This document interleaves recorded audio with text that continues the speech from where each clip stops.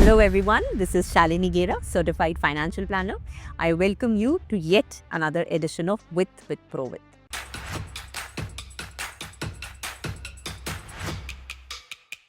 In today's episode, I will talk to you on how you can create your personal financial plan in a professional manner within 10 quick minutes.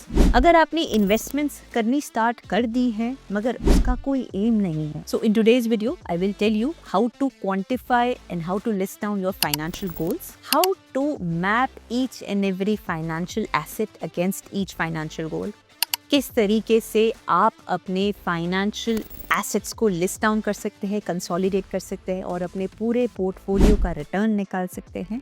Fourthly, किस तरीके से आपका income और expense analysis होना चाहिए। And fifth and finally, completing your financial plan with your insurance और protection listing. So let's start with an illustration में हमने एक 30-year-old इंडिविजुअल रियांश का एग्जाम्पल लिया है, जिनकी फैमिली में उनकी स्पाउस है और उनके 3 फाइनेंशियल गोल्स है। पहला गोल है हाउस परचेज, दूसरा गोल है कार परचेज और तीसरा गोल है अर्ली रिटायरमेंट। वो 50 years की एज में रिटायर होना चाहते हैं। सो रियांश का पहला फाइनेंशियल गोल है एक हाउस परचेज जिसकी वैल्यू है 1 करोड़ रुपीज, जो 3 साल में एक्यूमुलेट करनी है। आई विल हाईली सजेस्ट कि हाउस को परचेज करने का सही तरीका होता है थ्रू गेटिंग अ लोन। इसके 2 एडवांटेजेस है। फर्स्ट एडवांटेजेस कि लोन्स बहुत ही कंपेटिटिव रेट्स पे अवेलेबल है। आज के टाइम में लोन का एक कॉमन रेट ऑफ इंटरेस्ट 8.5%। आप लोन लेकर अपनी इन्वेस्टमेंट्स को, अपनी लिक्विडिटी को इन्वेस्ट करेंगे अपने लॉन्ग टर्म फाइनेंशियल गोल्स के लिए, जिसका रिटर्न कम से कम 12% आपको इक्विटी के थ्रू मिल जाएगा। तो जहां आपकी EMIs जाती रहेगी 8.5% पे, आपकी इन्वेस्टमेंट जनरेट करती रहेगी 12%, यानी कि with a loan you can still generate a net inflow of 3.5%। और दूसरा बेनिफिट लोन्स का ये है कि आपको अंडर सेक्शन 24B हर साल 2 लाख रुपए पर टैक्स डिडक्शन मिलती है एक लोन लेने के लिए।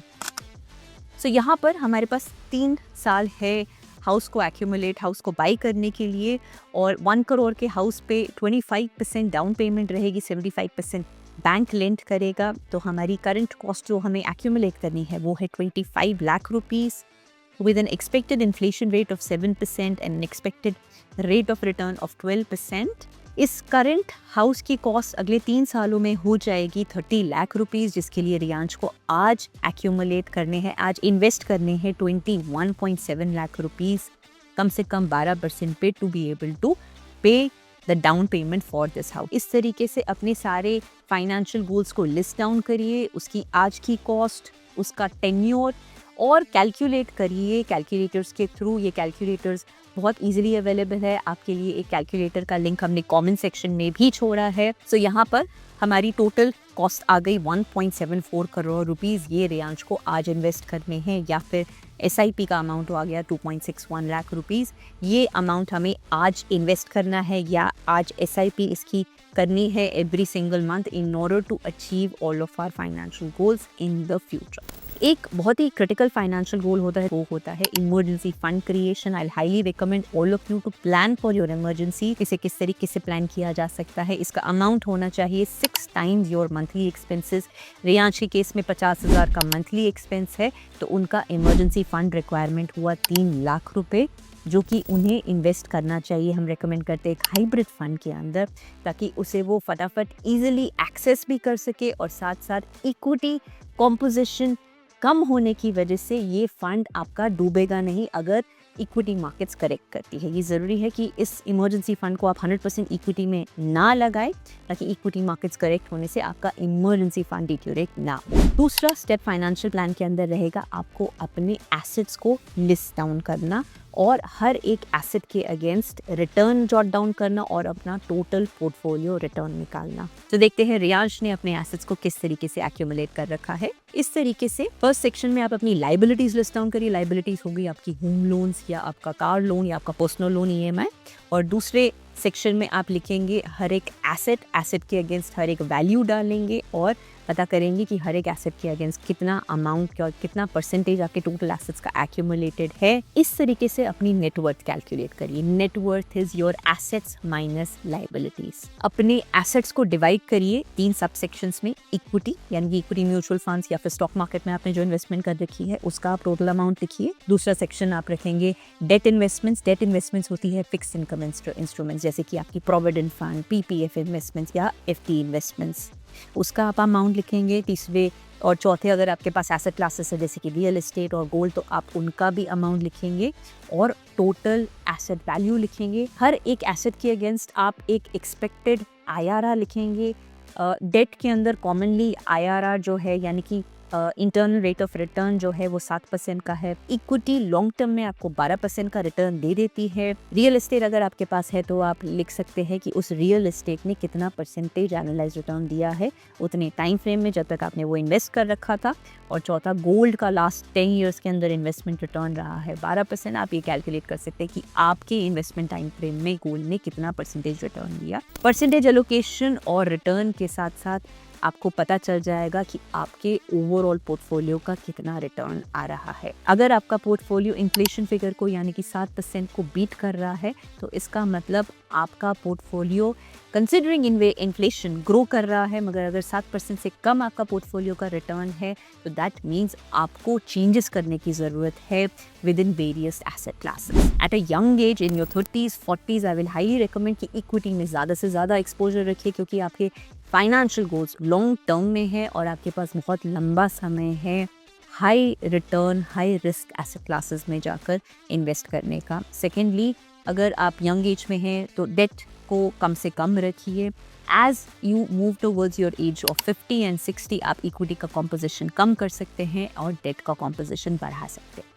तो इस केस में हमने कैलकुलेट किया कि रियांश के एसेट्स 8.4% पे एक्यूमुलेट हो रहे हैं जो कि इन्फ्लेशन को बीट कर रहा है, which means that his portfolio is Indeed well planned. दूसरा इंपॉर्टेंट चीज़ ये शीट आपको ये भी बताएगी कि अगर फर्स्ट शीट में हमारा इन्वेस्टमेंट गोल का रिक्वायरमेंट 1.7 CR था तो आज की डेट में रियांश ने 2.7 करोड़ एक्यूमुलेट कर रखा है, which means he has sufficient assets to plan for his finances और उसे अब इन इन्वेस्टमेंट्स को ठीक तरीके से मैनेज करने की ज़रूरत है। थर्ड स्टेप फाइनेंशियल प्लानिंग में ये रहेगा कि आप अपने हर एक एसेट को मैप करें एक फाइनेंशियल गोल के साथ या मल्टीपल फाइनेंशियल गोल्स के साथ। ये इसीलिए ज़रूरी है ताकि आप गलत एसेट को यूटिलाइज नहीं कर रहे हैं किसी और फाइनेंशियल गोल को मीट करने के लिए। रियांश का एक फाइनेंशियल गोल जो हमने डिसाइड किया था वो था हाउस परचेज जिसकी कॉस्ट थी 25 लाख रुपीस। उनका लीस्ट जनरेटिंग एसेट यूलिप था 5.5% पे, तो सबसे पहले उन्होंने इसको निकालने के लिए प्लान किया। उसके बाद में provident fund came at 8.25%, NPS came at 9% and his stocks portfolio came at 25%. The fourth section of your financial plan should be your income and expense analysis. Income and expense analysis के अंदर आप ये लिखेंगे कि आपकी साल के अंदर कितनी इनकम आ रही है। This income can be from various sources such as income from salary, income from rental, income from fixed deposits. Next header के अंदर आप लिखेंगे आपके एक्सपेंसेस क्या है। आप माइन्यूटली हर एक एक्सपेंस को जॉट डाउन करेंगे। This should be your utility expense, grocery expense, maids expense, rental expense etcetera. जो भी आपके एक्सपेंसेस है आप उसको लिस्ट डाउन करेंगे। आपको हेल्प करेगा अंडरस्टैंड करने में कि आपके खर्चे कहाँ जा रहे हैं। अगर किसी खर्चे को कट करने की ज़रूरत है तो वो कहाँ से करा जा सकता है। इसी सेक्शन के अंदर हमें अपनी इन्वेस्टमेंट्स को भी प्लान करना है। तो एट अ यंग एज जब आपके पास बहुत सारी लाइबिलिटीज़ नहीं है, your aim should be to maximize your investments. Aim करिए कि आपकी 40% 50% इनकम का पार्ट जो है वो इन्वेस्टमेंट्स में जा रहा है। ये आपका पहला डिडक्शन होना चाहिए। इसके बाद remaining 40% should be going into your needs and the balance 10% can go into your wants. अगर आपके पास liabilities बढ़ गई है तो naturally आपकी नीड्स की तरफ थोड़ा सा ज़्यादा जाएगा और इन्वेस्टमेंट कंपोनेंट कम जाएगा, बट अपनी इन्वेस्टमेंट कंपोनेंट को हमेशा मैक्सिमाइज करने की कोशिश करिए। यहाँ पर बिकॉज रियांश के पास लाइबिलिटीज़ नहीं है तो इनका इन्वेस्टमेंट सेक्शन था 50%, यानी कि 50,000 उन्हें अपनी इनकम में से हर महीने सेव करना है। उनकी नीड्स रही 40%, यानी कि 40,000 रुपये का खर्चा उन्हें हर मंथ करना चाहिए, और रिमेनिंग अपने फैमिली डिनर्स, वांट्स पर उन्हें 10,000 रुपये का मंथली खर्चा करना चाहिए. This gives you a framework for deciding how your income needs to be distributed amongst your investments, your wants and your needs. आपने जब इन्वेस्टमेंट स्टार्ट कर दी तो यहाँ पर हमारी फाइनेंशियल प्लानिंग कंप्लीट नहीं होती है. आपकी फाइनेंशियल प्लान का एक क्रिटिकल कंपोनेंट है insurance advisory. So insurance section has to be next in your financial plan. This is how you can create your quick professional financial plan within 10 minutes. Do let us know on how you found this content. सारे के सारे links जो हमने utilise करे हैं वो comment section के अंदर एडेड है. Do let us know on what other financial planning content you want us to talk about. Please do subscribe to our channel, Provit Consultants, and we will continue to see you on more such relevant financial content. Take care. Bye-bye.